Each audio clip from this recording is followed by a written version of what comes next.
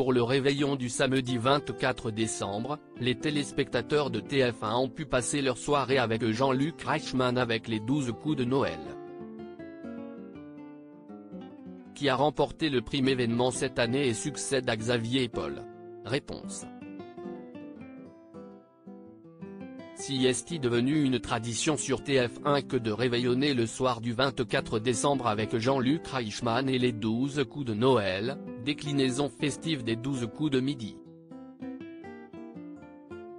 Les téléspectateurs ont pu se divertir tout au long de la soirée notamment grâce à un medley des plus grands succès du chanteur Taïk.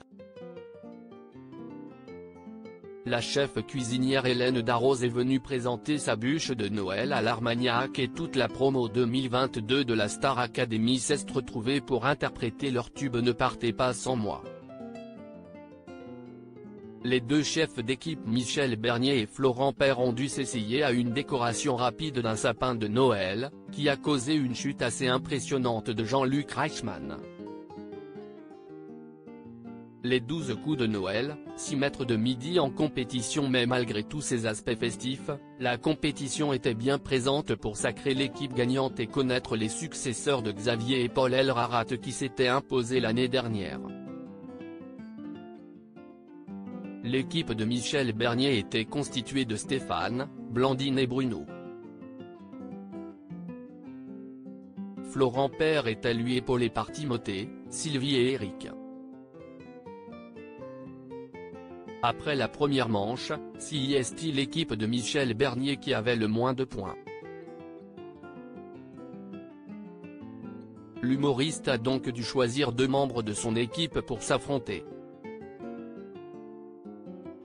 Elle a choisi de préserver Stéphane, le champion en cours dans l'émission, et ce sont donc Blandine, l'hôtesse de l'air, et Bruno, le recordman de l'émission, qui ont joué l'une contre l'autre au buzzer. À l'issue des 10 questions, c'est Blandine qui a été éliminée, Bruno restant dans la compétition. Lors de la manche du coup par coup, l'équipe de Michel Bernier a réussi l'exploit de ne commettre aucune erreur. Florent Père a protégé Eric, et a envoyé au duel Sylvie et Timothée. L'agriculteur a réussi à éliminer Sylvie qui termine donc 5e de ce prime. Les 12 coups de Noël, un coup fatal final entre Bruno et Eric comme le veut la tradition, ce sont les coups fatals qui ont clôturé l'émission. Chacune des 2 équipes était à présent constituée de leur capitaine et de 2 maîtres de midi. Ce sont d'abord les 2 chefs d'équipe qui se sont affrontés. Florent Père a réussi à venir à bout de Michel Bernier. Timothée et Stéphane ont enchaîné, et c'est Timothée qui a vaincu celui qui est toujours en compétition.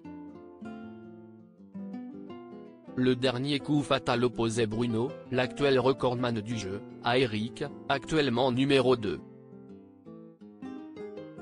C'est finalement celui-ci qui s'est imposé, offrant la victoire à l'équipe qu'il formait avec Florent Père et Timothée. Je veux saluer mon neveu Fabien qui se bat contre la maladie, a sobrement déclaré le champion. À lire aussi les 12 coups de midi, Stéphane fond en larmes en évoquant le décès de son père face à Daniel Guichard.